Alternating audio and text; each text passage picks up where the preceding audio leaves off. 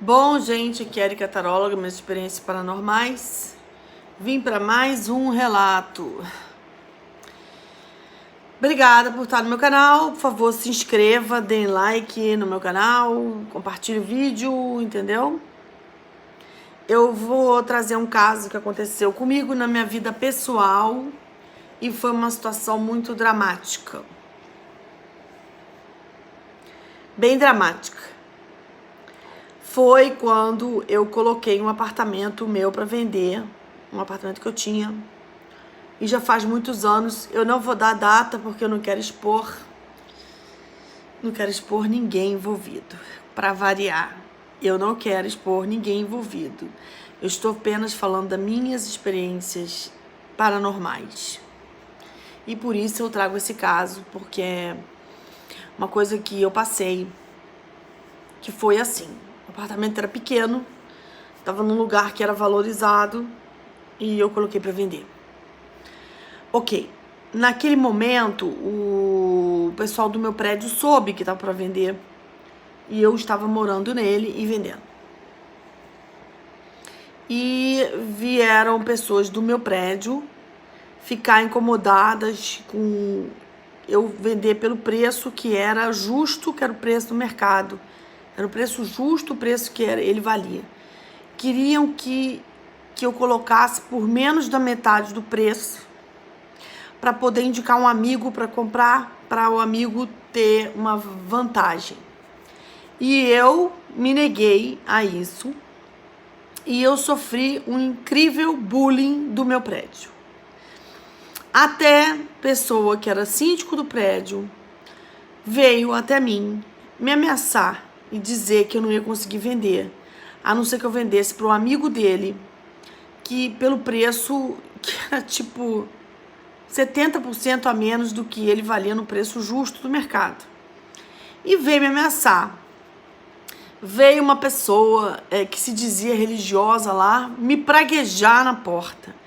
Eu abri a porta, ela falou: você não vai vender esse apartamento de jeito algum, não vai vender se não for através de um conhecido meu, você pode botar para anunciar, falar com várias pessoas, mas você não vai conseguir vender. E eu comecei a sofrer bullying no próprio prédio que eu morava. Inclusive, o síndico me proibia pessoas de ir na minha casa para ver o apartamento, para impedir a venda. E eles começaram, umas 5 pessoas do prédio, a me fazer bullying. Depois apareceram uns corretores que começaram a me ameaçar também e queriam que eu vendesse por 80% a menos. E o ponto do lugar era bom, tudo era favorável, era um lugar ótimo, estava tudo perfeito. E apareceu uns 5 corretores desvalorizando o lugar, desvalorizando o local, querendo baixar com 80% a menos, fazendo um escândalo na minha porta, praguejando dentro da minha casa. E eu comecei a perceber que o ser humano é podre, tem uma banda podre. Não é todo ser humano que é podre. Existe uma banda podre que é capaz de ameaçar, de agredir os outros por conta de ganhos materiais ou de interesse em alguma coisa que a pessoa tenha para desvalorizar e ter benefício. Então, eu comecei a perceber que as pessoas estavam passando do limite, inclusive os corretores. 5 corretores. E eles começaram a me visitar e falar: você não vai vender, você não vai vender. Começaram a falar na portaria: você não vai vender. E eu cheguei para as pessoas, depois de um tempo, e comecei a falar: olha, gente, vocês estão muito enganados. Eu vou fazer trabalhos espirituais nesse apartamento e eu vou vender esse apartamento. Vocês estão muito enganados, entendeu? Vocês podem fazer o que vocês quiserem aí, porque eu vou vender. Pode praguejar, pode me ameaçar, pode tentar impedir gente de ver o imóvel, mas vou fazer o que eu sei fazer o que eu conheço e vou vender. E passei uma verdadeira guerra dentro do meu próprio prédio, com pessoas com ódio, querendo baixar o preço 70% para bom amigo comprar. E corretores que iam na minha porta, pediam para subir, tocava a campainha e falava, isso aqui não vai vender.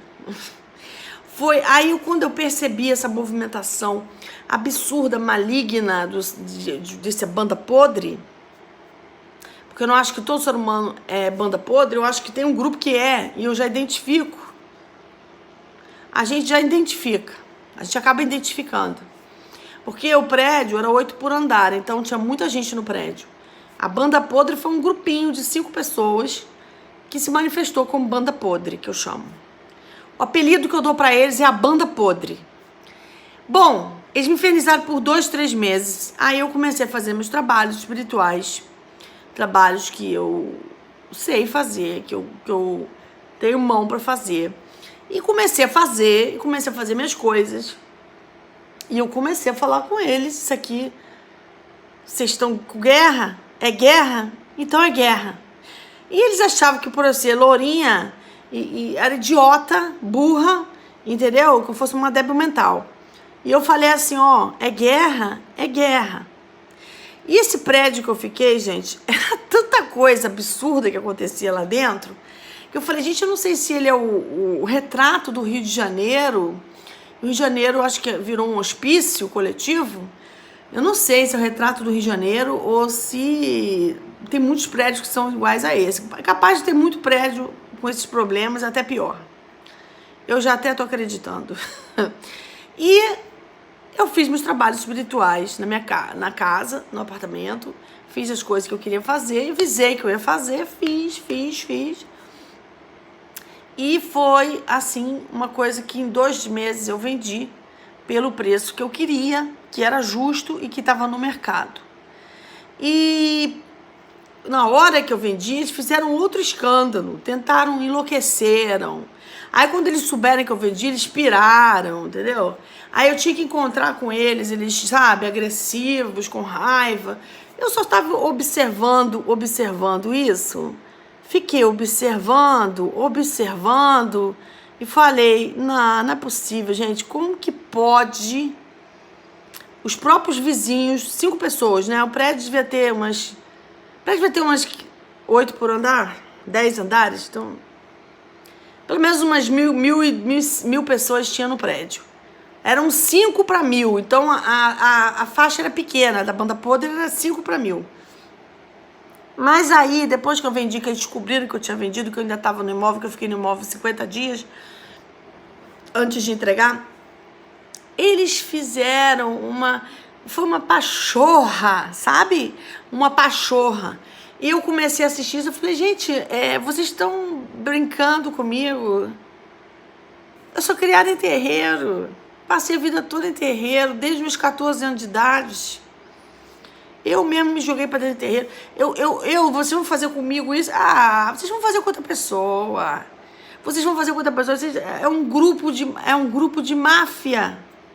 Máfia, sabe? Até corretores chegavam dentro da minha casa e ficavam falando, não vai vender. Você não vai vender. Sabe? Teve um corretor que levou um avaliador mentiroso, que falou que valia 10% do valor do imóvel. Eu só tava assistindo, assim, ó, assistindo. Fiquei assistindo. Eu voltava a sentar e comer pipoca pra assistir a loucura que esse pessoal é. É um pessoal louco. Problema sério de caráter, desvio de caráter. E eu tô desabafando com vocês que eu precisei de trabalhos espirituais. É isso que eu tô trazendo pra vocês, isso que interessa. Precisei de trabalhos espirituais para vender um imóvel, porque os vizinhos queriam que eu baixasse o preço 80% para o primo ou o amigo comprar, talvez até para revender depois, com intenções. E foi uma verdadeira luta. Emocionalmente, isso me deixou uma decepção muito grande com esse prédio. E depois eu comecei a me lembrar das reuniões do prédio de condomínio, o quão absurdas eram. Essas reuniões só traziam agressões, ameaças, e as pessoas, sabe, vinham com palavrões umas com as outras sem motivo nenhum. Aí eu não sei se porque o ser humano anda muito estressado, muito ansioso, e resolve descontar nos outros os problemas da ansiedade dele. Eu não sei, só sei que esse prédio era um quiprocó, que às vezes, para eu ir numa reunião de condomínio, que eu fui em poucas, eu, juro por Deus, eu fazia quase uma coisa espiritual, fazia coisas espirituais para entrar na reunião e sair da reunião sem me abalar. Porque ali dentro era uma pancadaria violenta de agressão, xingamentos, o que poderia gerar até danos morais, né? Porque xingar os outros, agredir os outros é dano moral, né? E acontecia isso nesse prédio. Eu acho que, não sei se a pessoa era ansiosos e desesperados. E tinha um fato também que acontecia comigo nesse prédio, que foi interessante, que eu tô trazendo, que as vizinhas viam pessoas saindo da minha casa de madrugada e entrando. E a maioria eram homens de terno. E elas vinham falar comigo se eu recebia homens de madrugada entrando e saindo de terno. Eu falei, a senhora tá com algum problema? E ela falou, não, a gente vê, eu e uma outra menina que vemos entrando e saindo da tua casa. E o porteiro confirmou. Eu falei, gente... E aí também aconteceu essa segunda questão, que eu percebi que o plano espiritual, o interdimensional, ele, se você está num lugar que tem muito movimento, porque eu jogava carta, fazia trabalhos espirituais, fazia muita coisa espiritual, sempre faço, sempre farei, todos os lugares que eu morar, sempre. As vizinhas falavam que entrava e saía homens de terno. E o porteiro confirmava que entrava e saía, que passava pela portaria e subia pelas escadas. E aí eu me pergunto, o que eu tô trazendo para vocês, quando você trabalha muito espiritualmente, faz muitos trabalhos espirituais e joga carta e mexe muito com paranormalidade, faz muita coisa como eu acho que a sua casa vira um vórtice de energia, porque as vizinhas juravam que entrava e saíam homens de madrugada da minha casa, que elas percebiam quando elas estavam no corredor, iam jogar o lixo fora, 2 da manhã, 1 da manhã, elas viam pessoas entrando e saindo, homens de terno. E eu não atendia pessoas de terno, entendeu? Se atendi pessoas de terno, foram pouquíssimas vezes, e não era de madrugada. Então, eu achei interessante que a minha casa tinha tantos trabalhos espirituais, e eu jogava carta e jogava online, na época telefone já, na minha casa, e fazia coisas mesmo espirituais, coisas que eu tenho que fazer mesmo. E os vizinhos viam essa movimentação e o porteiro também confirmava. Isso eu achei interessante, como que o interdimensional ele manifesta para vizinho e porteiro. Porque você mexe com muita coisa, faz muita coisa, parece que cria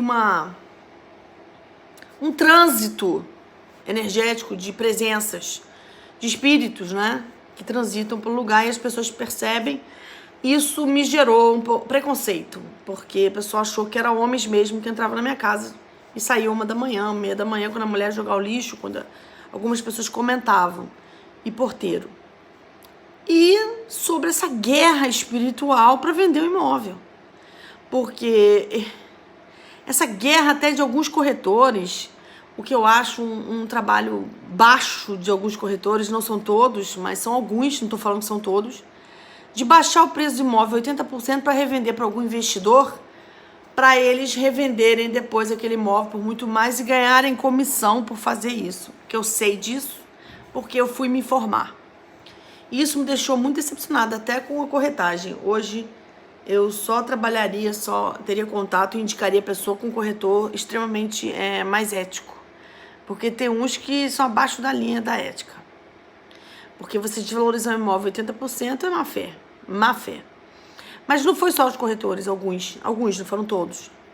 O que vendeu o meu imóvel foi correto. Por isso ele agiu corretamente comigo e ele me ajudou e foi bom pra mim. E a ele eu indico, se alguém precisar, sempre indico. Mas o pessoal do prédio mesmo, sabe? Praguejando, afirmando que eu não ia vender, impedindo gente de entrar na portaria para ver o apartamento, achando que ia bloquear a venda, sabe? Eu falo, gente, adultos de 50 anos de idade, 55 anos de idade, não tem espiritualidade nenhuma, não tem maturidade nenhuma, não tem ética, são os lobos desesperados querendo ferrar a vida dos outros, e achando que eu estava ali de palhaço. Eu falei, não, eu vou fazer meus trabalhos espirituais, avisei na portaria, avisei para as pessoas do prédio e vou vender isso aqui. E vendi. E aí o ódio disso, eu falei, o ódio, sabe? Quer dizer, eu não sei se é inveja ou raiva do outro conseguir uma coisa que ele não queria que o outro conseguisse. Às vezes a mediocridade não é bom a gente nem avaliar muito, porque não dá nem para entender o grau, por que a pessoa é tão medíocre. Só sei que uma pessoa criada no Rio de Janeiro, nascida e criada no Rio de Janeiro, sabe muito da vida, porque uma pessoa nascida e criada no Rio de Janeiro já viu muita coisa nessa vida, muita coisa, porque o Rio de Janeiro tem muita maldade, tem 400 comunidades que influenciam a cidade, e o problema não é a comunidade, nem os moradores da comunidade, o problema são os tráficos que geram grupos e que geram grupos armados e que influenciam também uma série de coisas, né, na cidade. E essa organização criminal é extremamente organizada, tanto que o Rio de Janeiro tem 5 comandos, se não me lembro, mais ou menos. E Porto Alegre também hoje é uma cidade que tem muitos comandos, então você começa a ver que isso influencia várias coisas na cidade. Fora a loucura de algumas pessoas, o desequilíbrio, a desarmonia. É uma cidade que tem 10 milhões de pessoas, talvez, acho que é a segunda cidade maior do Brasil. E o que eu passei para vender esse imóvel, que era pequeno, foi inacreditável. Se eu não tivesse fé e não tivesse prática espiritual e me cuidasse espiritualmente, eu poderia entrar em depressão por conta dos meus vizinhos. E é isso que eu trago pra vocês, que a vida, gente, é luta, sabe? É uma luta. A gente não precisa lutar no desespero, gritando, ameaçando. A gente pode ficar calmo, tranquilo e buscar nos proteger espiritualmente, fazendo espiritualmente o que é importante para a nossa proteção. Se liga! Obrigada!